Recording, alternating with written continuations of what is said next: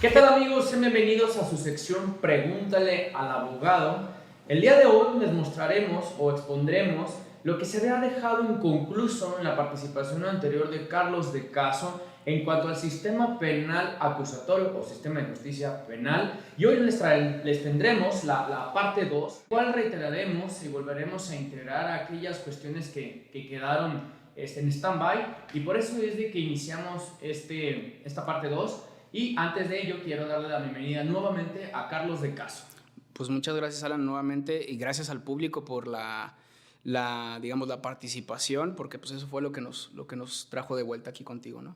Mi estimado, si no mal recuerdo, en nuestro último episodio sí señalamos de forma un poco rápida, breve y concisa el procedimiento de este sistema penal, pero creo que hubo una parte que debemos de haber robustecido, que quisiera iniciar este episodio, que fue la audiencia de intermediación. Si nos pudieras comenzando hablando de este tema, por favor. Sí, realmente en el episodio anterior, pues bueno, se trató básicamente los principios generales del sistema, cuándo nació, por qué nació, cuál era la finalidad del sistema. Tocamos de manera amplia la audiencia inicial y la investigación inicial por parte de la Fiscalía, pero la etapa intermedia o de preparación a juicio y el mismo juicio oral fue muy rápido, ¿no? Okay. Creo que es importante señalarlo. Ya brincándome totalmente la audiencia inicial, estamos hablando que la audiencia intermedia inicia cuando la Fiscalía presenta la formalmente acusación. Es decir, yo Fiscalía o yo Ministerio Público acuso a tal persona de tal delito que está contemplado en tal cuerpo normativo, su participación en el delito es tal, las pruebas y los testimonios que yo tengo para acreditar mi dicho son estas.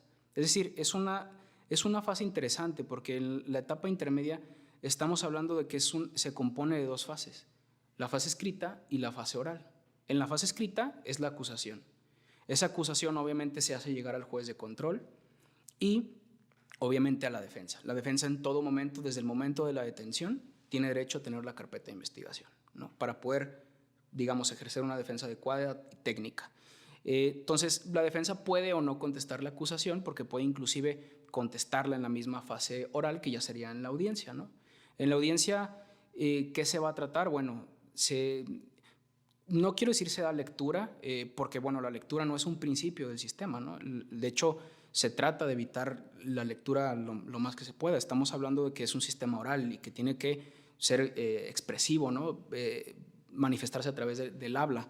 Entonces, la Fiscalía inicia, digamos, la etapa intermedia con digamos, un resumen de la acusación, del escrito que ya presentó, y sigue el turno a la defensa ejerciendo el principio de contradicción, sus manifestaciones, ¿no? ¿En esta etapa aún nos encontramos con el juez de control? Sí, en esta etapa nos encontramos con el juez de control y es el juez de control que conoció el asunto en la fase inicial o en la audiencia inicial. Sigue siendo el mismo. Una vez desahogada en todas sus etapas procesales la audiencia de intermediación, ¿qué sucede? Y sí quisiera que nos fueras un poco puntual, más bien muy puntual, tanto en la perspectiva del imputado, ojo, el abogado, porque es un podcast para abogados, y en cuanto a la autoridad. O sea, si pudieras concatenar estos tres puntos. Sin problema. La Fiscalía, en la etapa intermedia, ¿qué va a hacer? Bueno, va a tratar de que no se le descarte ningún medio de prueba que ellos creen contar o que ellos creen que recabaron de manera lícita. Ese es el papel de la Fiscalía, ¿no? Que todos los datos de prueba que está aportando esta carpeta de investigación sobre este delito y sobre esta persona que está imputada, no se le caiga ningún medio de prueba. ¿Qué está haciendo la defensa? La defensa va a tratar de todas las pruebas que aportó la Fiscalía, tratar de buscar cuál fue recabada mal, algunos vicios tanto de forma como de fondo. Si estamos hablando de una prueba que es vital para, digamos, para acreditar el hecho y esta prueba fue obtenida de manera ilegal y en contra de los derechos humanos, el papel de la defensa ahí es irse sobre esa prueba, porque una vez eliminando esa prueba, muy difícilmente la Fiscalía va a poder sostener en juicio su dicho. Entonces, ese es el papel de la defensa. El juez, ¿qué está haciendo? Valorando todas las pruebas, tanto la Fiscalía como la defensa. La defensa puede inclusive estar en la etapa intermedia y en la audiencia sin ofrecer pruebas. Estaríamos hablando de una defensa pasiva, es decir, yo ataco lo que la fiscalía me va presentando, o por su lado puede ser una defensa activa, es decir, yo propongo datos y medios de prueba para desdecir o desacreditar todo lo que la fiscalía está manifestando, ¿no? Ese es el papel básicamente de las tres personas que convergen. Una vez desahogado esto, ¿hay otra etapa? Sí, se cierra la etapa intermedia con el auto de apertura a juicio oral, ¿no? El auto de apertura a juicio oral, ¿qué pasa? Bueno, se hace el desechamiento de las pruebas, se llegan a acuerdos probatorios, y esta carpeta administrativa con estos acuerdos probatorios, y con estas pruebas desechas, se va a un tribunal de enjuiciamiento, puede ser con 3 jueces o puede ser a un tribunal unitario de enjuiciamiento, es decir, un juez que no conoce el asunto, que lo primero que va a hacer antes de la audiencia es obviamente revisar la carpeta administrativa, que no contiene todos los datos de prueba que contiene la carpeta de investigación, así es.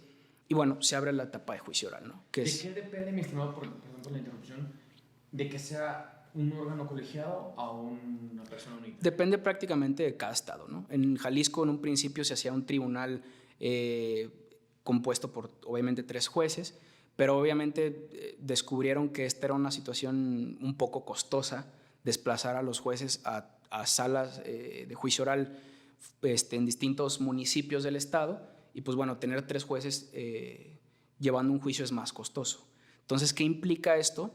Que en Jalisco es solo un juez, pero obviamente hay, como les decía en el episodio anterior, hay juicios que llevan semanas. Entonces, para una sola persona, pues se hace un poco más difícil la atención, ¿no? Porque es estar ahí recibiendo información de los testigos, las preguntas de la fiscalía, las preguntas de la defensa, el interrogatorio de la fiscalía, el contrainterrogatorio de la defensa, ¿no? Que es como la cereza del pastel, ¿no? Entonces, básicamente eso depende de cada estado de la república. Ok, entonces quiero referirme nuevamente. Ya nos encontramos en el juicio de oralidad. Así es. ¿Cómo desahogamos, cómo iniciamos las etapas de este mismo? Ya estando en la etapa de juicio, bueno, la fiscalía iniciará obviamente con un alegato de apertura, se llama el alegato de apertura, que eso es, para decirlo digamos en palabras coloquiales, eso es la sinopsis de la película, es decir, va a decir cuál es su teoría del caso, es decir, qué pasó, por qué pasó, cuándo pasó y por qué la persona que tenemos sentado al lado derecho estamos seguros que ella fue. Eso inicia su alegato de apertura a fiscalía. Después va el turno a la defensa. En la defensa va a ser su alegato de apertura de igual manera, en el cual va a plantear su teoría del caso y sobre lo que va a versar su información o lo que él va a aportar hacia el juez, que en este caso, como les menciono, en este sistema es un árbitro del asunto, no puede ni favorecer a la fiscalía ni favorecer al imputado. Obviamente, como les comentaba en el episodio anterior, pues el imputado trae un velo invisible que es la presunción de inocencia. Entonces, siéndote muy honestos, y antes, perdón, después, para no brincarme, una vez el alegato de apertura, pasamos con las pruebas, interrogatorios, contrainterrogatorios, contrainterrogatorios, es decir, una prueba tras otra, una prueba tras otra, una prueba tras otra. ¿Y esto para qué? Para crear la convicción en el juez. La fiscalía obviamente quiere crear la convicción de que esta persona es culpable y la defensa quiere crear la convicción obviamente de que esta persona o que la fiscalía no puede acreditar la culpabilidad de esta persona. Por eso se decía que uno de los distintivos de este nuevo sistema penal o ya sistema penal mexicano era el juicio que debe ser continuo, ¿no? Así es. Y quiero referirme, si te voy a hacer una pregunta general, común para que la gente que nos está escuchando lo pueda comprender de mejor manera. Es decir, continuo nos referimos a que en términos de días, tiempos, ¿cuánto se desarrolla esta etapa procesal? Bueno, el Código Nacional de Procedimientos Penales sí establece una temporalidad para todas estas etapas.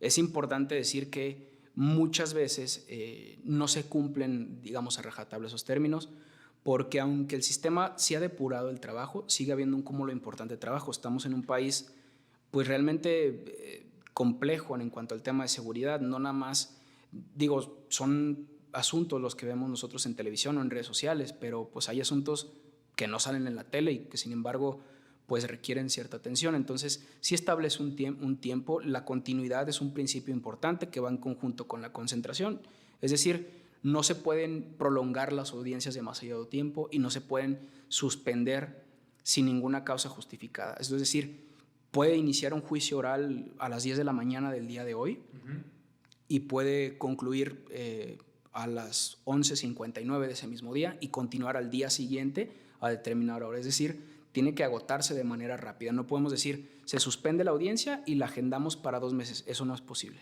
Como en otras materias, ¿verdad? Por no mencionarlas. ¿Qué pasa, mi estimado, una vez que ya desahogamos pruebas? Primero se presentan los alegatos, hubo pruebas y ya hubo una estimación del juez o del árbitro, como tú bien mencionas.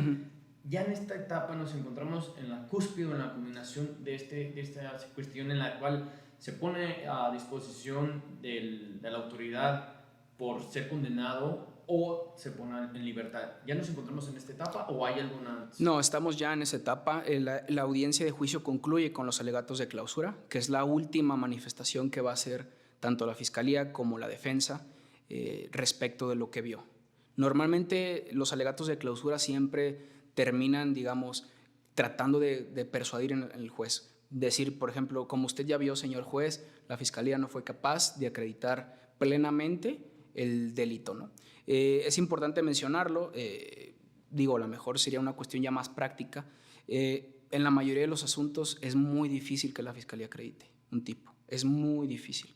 ¿Por qué? Porque la Fiscalía tiene mucho trabajo, que ser honestos, tiene muchísimo y cúmulos de trabajo, y entonces en ese cúmulo de trabajo hay muchas violaciones en la investigación inicial. Entonces, los medios de prueba sobre los que se hacen llegar, por lo regular, están viciados de alguna situación. Entonces, es muy difícil que la Fiscalía acredite un tipo, digamos, plenamente.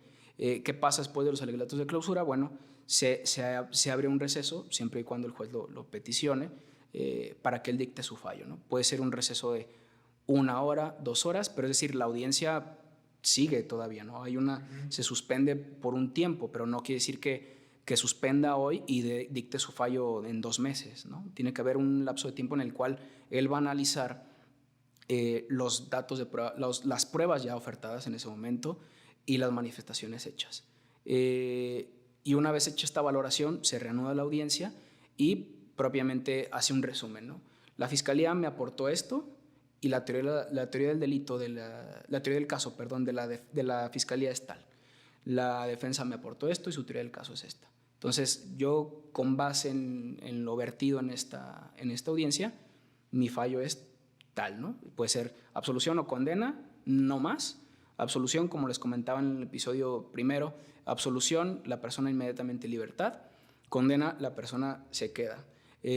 Después de la etapa de juicio, ya terminamos eso, hay otra audiencia que es la de individualización de pena, que ahí es donde la Fiscalía va a decir, yo propongo para la pena de esta persona que sea tal, ¿no? Tantos años. Y ahí, la reparación del daño se tuvo que haber fijado de entrada en la audiencia de juicio. Una idea, una somera idea, por llamarlo de alguna manera, y bueno, en la etapa de individualización de penas, pues ya complementar la reparación del daño y los años que la persona se va a quedar en prisión. Estimado, ¿hay medios de impugnación ante este fallo del juez? Sí, totalmente. Están todos los medios de impugnación como cualquier otro juicio, que es decir, ir directamente al Supremo Tribunal de Justicia, y bueno, si en caso que no te favorezca, pues también te puedes ir al amparo, pero tienes que agotar el principio de definitividad, ¿no? Mi estimado, vamos a ponerle un poquito de calorcito a este podcast, bueno, a esta sección de Pregúntale al Abogado, y sí quisiera ser muy puntual e irme directamente a los ejemplos, a los más concurridos que han sucedido en Latinoamérica, incluso para aquellas personas que lo consideren, ¿no?, algo común, ordinario. Y yo quisiera iniciar con lo siguiente en esta cuestión.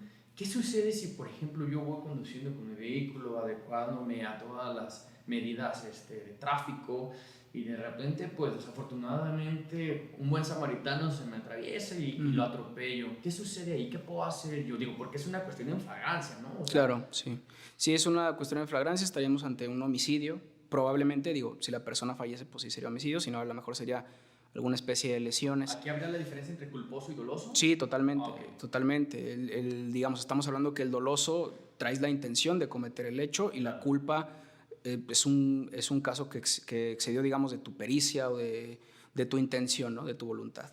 Entonces, ¿cuál sería mi recomendación en esa situación? Yo sé que la recomendación de las personas... Digo, porque muchas personas se retiran del lugar. Totalmente, se retiran. ¿No? Pasa O existe el dicho de si lo dejaste vivo, mejor remátalo porque te sale más barato. No, no. Realmente la recomendación es asistir. Asistir. Porque si te vas a ir, va a llegar la policía, obviamente, va a llegar el Ministerio Público, van a ser días complejos para ti, pero a final de cuentas, que tú te quedas a asistir a una persona que por un accidente falleció, eso se hace valer ante un juez. Entonces el juez obviamente va a tomar en cuenta esta situación, va a decir, oye, él jamás se quiso eximir su responsabilidad, ¿no? Él se quedó... Pues eso también se propone. Claro que sí, eso como defensa tú lo vas a hacer valer. Es decir, la persona que comete un homicidio de este sentido, ¿no? Que sea totalmente culposo, puede llevar incluso su procedimiento fuera, puede llevarlo incluso fuera a la calle. ¿Qué pasa si tú te abstraes de esta responsabilidad que tú adquiriste? Ajá. De manera indirecta, digo, porque sí, no quisiste hacerlo? ¿Qué va a pasar? La fiscalía, créame que va a dar con ustedes. De alguna u otra manera va a dar con que fuiste tú, porque hay testigos, porque hay cámaras, va a dar con que fuiste tú. Entonces, ¿cómo te va a conducir a la audiencia? Con una orden de aprehensión. ¿Qué va a pasar en esa orden de aprehensión? Ellos le van a decir al juez, esta persona, en el momento que cometió el hecho, se dio a la fuga. Entonces, es muy probable que si nosotros llevamos este procedimiento de homicidio culposo, él fuera de las instalaciones de prisión, pues obviamente ya no lo vamos a volver a ver. Y entonces la defensa no va a tener argumentos para decir, oye juez, no, mi cliente sí va a venir. En cambio, si tú te asistas y eres conducido a la audiencia, la defensa va a poder decir, oye juez, mi cliente jamás se abstuvo de su responsabilidad. Asistió a la persona que desgraciadamente perdió la vida, entonces nosotros proponemos que el procedimiento se lleve de manera que él esté puesto en libertad. Y obviamente no vas a eximir la reparación del daño, ¿no? Carlos, por ejemplo, cuando dicen que es una libertad, lo quiero referir pues porque ordinariamente en el cúmulo social pues la gente lo puede llamar como libertad condicional. ¿Algo tiene que ver esta afinidad en cuanto al sustantivo o sí. Es una cuestión común? No, sí, el condicional propiamente, esa figura no existe en México, pero es la digamos, es una libertad que tú tienes, pero tienes una responsabilidad. Esa responsabilidad, ¿cuál va a ser? Es decir, que tú asistas al juzgado a firmar, por ejemplo, ¿no? Eso ya se ve en un acuerdo reparatorio o en una suspensión condicional del procedimiento, dependiendo la pena. ¿Y qué pasa si no voy a firmar? Bueno, ahí tú estarías incumpliendo una de las medidas con las que tú te comprometiste. Okay. Y en ese preciso momento la fiscalía puede dar aviso al juez y en ese momento la suspensión o este beneficio que tú tenías de llevar tu procedimiento fuera, lo pierdes e inicias y ya te quedas. Bueno, la persona no. Sí, bueno. Amigo, hay una cuestión muy controversial y sí sucedió en días, más bien en años pasados, en las cuales había personas a las cuales se les señalaba como presuntos responsables respecto a una violación. Y no me refiero a una violación de derechos humanos, sino literal en todas sus atenuantes a este acto.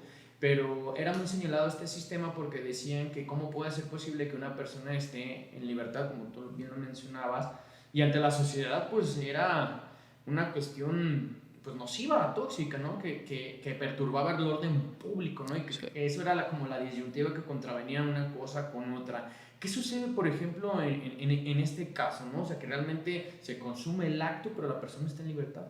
Sí, bueno, es importante destacar que en México existe la figura de la previsión preventiva oficiosa para cierto tipo de delitos que obviamente marca la Constitución y el Código Nacional de Procedimientos Penales que ahí están, ¿no? Es decir, si tú cometiste un delito de los que están ahí, prisión preventiva oficiosa, nadie te la quita. Okay. Eso, si nosotros lo vemos, digamos como abogados, vemos que es una violación total a los derechos humanos de la persona. En Estados Unidos, si tú estás siendo señalado por violación, tu procedimiento lo llevas afuera. no lo llevas dentro. En el derecho anglosajón. En el derecho anglosajón, obviamente. ¿Qué pasa? Bueno, suponiendo que es un delito de prisión preventiva oficiosa, aunque sea un delito de prisión preventiva oficiosa, ahí estamos violando la presunción de inocencia de la persona. El principio máximo de este sistema. Sí, uno de los principios más importantes del sistema, porque ante el juez, si eres inocente, te tiene guardado para que no te vayas, ¿no? Que no lleves tu procedimiento fuera o te extraigas de la acción de la justicia. Pero ¿qué pasa con la gente? Te pregunto, ¿qué pasa con todas esas personas que están siendo señaladas por un delito que en efecto no cometieron? ¿No? Que simplemente hay personas que se quieren colgar de la fama o del estatus de cierta persona y entonces nosotros, la sociedad, ya les colgamos la medalla de culpables sin que hayan sido condenados, ¿no? Eso es importante, ¿no? Entonces, ante por ejemplo, la anterior ley, pues antes eras presunto culpable y ahora somos presuntos inocentes. Pues si lo quieres ver de esta manera, sí.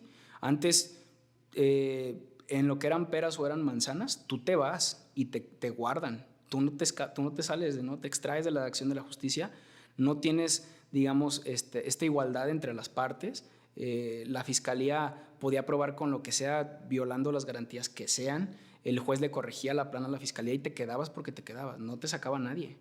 En este sistema no. En este sistema, como te digo, tú eres inocente.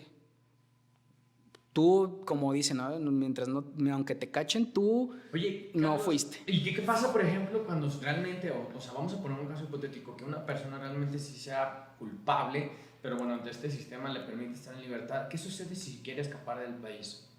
Bueno, ¿Es posible? ¿Sí se puede hacer? Es posible, lo puede hacer. ¿Qué se puede hacer? Bueno, ahí la fiscalía, a través del asesor jurídico, que es, digamos, es un asesor jurídico público, o si la víctima tiene la capacidad para poder pagar un asesor jurídico privado, ¿qué puede hacer? Cuando se llega a la discusión a este tipo de medidas, que son medidas cautelares, yo sugeriría retirar cierto tipo de documentación, es decir, retirar pasaporte. ¿Esto lo está facultado? Sí, claro. ¿El juez o la fiscalía y el asesor jurídico lo tiene que proponer. El juez jamás lo va a hacer de su boca. Ok, perfecto. Jamás. Lo tiene que hacer. Por eso estamos hablando de que tienen que ser las partes que participan en el procedimiento tienen que estar altamente preparadas. Porque si se te va un detalle como esos y la persona se va, no lo vas a encontrar. Obviamente que la persona, aunque le retires pasaporte y le retires visa, obviamente se puede ir, pero obviamente va a ser mucho más complejo que salga del país sin un pasaporte y sin una visa.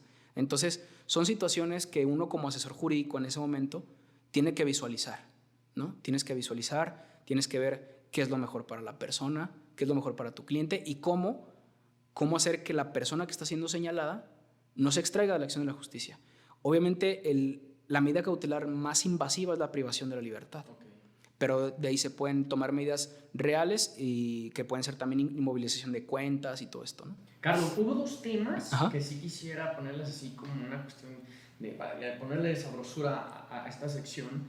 Hubo dos influencers, hay dos influencers muy conocidos en México, digo, para los que nos escuchen en Latinoamérica, en el cual, si quieres me voy por partes, la primera de ellas, pues fue una situación en la cual fue aprendida hace más de un mes, si no mal recuerdo, por una situación que se le imputaba respecto a una actividad, o más bien un video que compartió en su canal, y eso le generó que ella fuera detenida. Ante esta situación, la pregunta que sí tengo que realizarte mismo es, ¿por qué ella sí está detenida cuando se supone que todos estamos bajo el principio de inocencia? En este asunto, el tipo penal que se le está imputando a esta persona es pornografía. Okay. Ese tipo penal sí está contemplado como un delito de privación a la libertad de manera oficiosa. Entonces, okay, por eso ella está llevando su procedimiento en prisión, es inocente. Aunque esté en prisión. Aunque esté en prisión, es inocente. Por ejemplo, si en este caso tú tuvieras la facultad o la representación de esta persona, ¿crees que cuenta con los elementos para que en un momento determinado ella pueda estar en libertad? Es complicado, es un asunto difícil. Obviamente me apasiona el tema del derecho penal y es un asunto que sí hemos estudiado. El delito por el que está, que es pornografía, es un delito que es una pena altita, ¿no? No alcanza, digamos, ni una suspensión condicional ni un acuerdo reparatorio. Entonces, yo si tuviera su representación, buscaría, digamos, otra alternativa que sería el procedimiento abreviado. El procedimiento abreviado, es decir, reconoce cierta responsabilidad y a través de reconocer esta responsabilidad, bueno, hacerse acreedora a ciertos beneficios. Ella es primo delincuente, y entonces esa pudiera ser una salida. Pero es un asunto complejo, hay bastante evidencia porque pues el video sigue circulando en redes sociales, entonces sí es un asunto un poco complejo.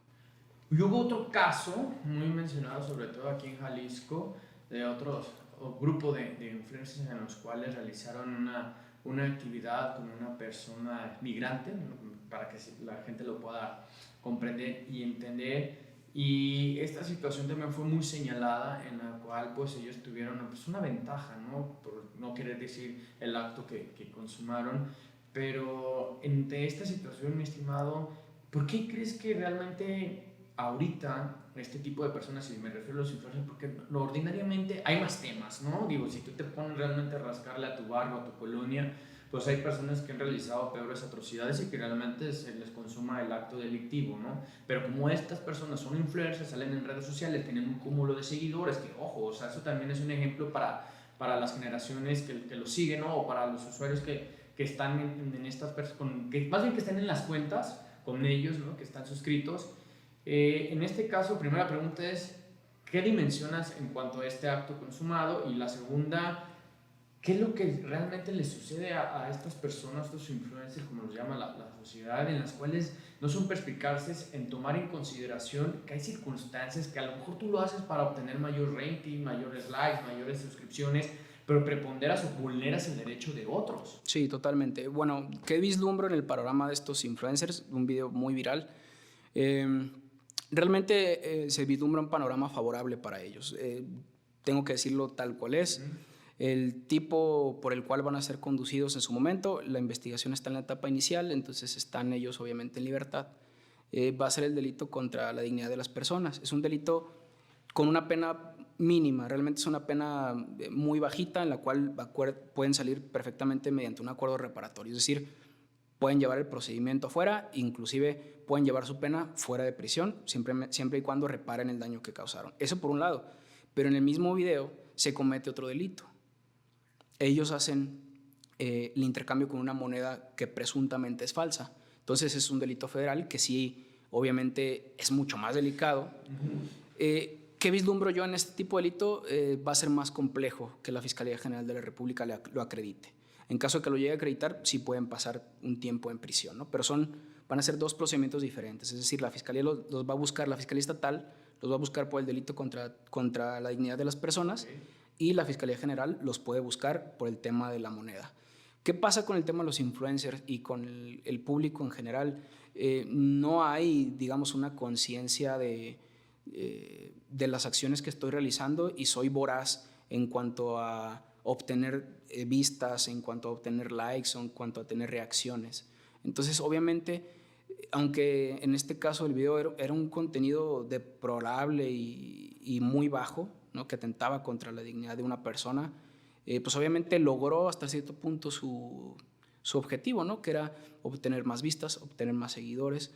Entonces yo creo que el influencer no se toma el tiempo de evaluar qué es lo que va a hacer, qué es lo que va a grabar y qué consecuencias puede tener. Incluso, perdón la interferencia, pero no sé si recuerdas que en el periodo electoral, por ejemplo, aquí en México hubo muchos influencers que salieron a redes a generar una tendencia para emitir un voto a favor de un partido político. ¿No? Digo, Así es. ya no es ordinario, ya no es extraordinario, bueno, o especial que estas personas, influencers, estén generando por cierto ruido en cuanto a la cuestión social, que incluso puedan ser sujetos de una irresponsabilidad, ¿no? O sea, me refiero a tener una cuestión penal como la que hemos hablado el día de hoy, incluso hasta moral o administrativa, ¿no? O sea, son circunstancias que por eso es que nace este podcast, con la intención de que haya una cultura jurídica, ¿no? O sea, que expertos como tú, y digo, por eso se llama Pregúntale al abogado, digo, el abogado eres tú, eres el experto que nos pueda dimensionar a qué cuestiones nos puede llevar ciertos actos propios, ¿no?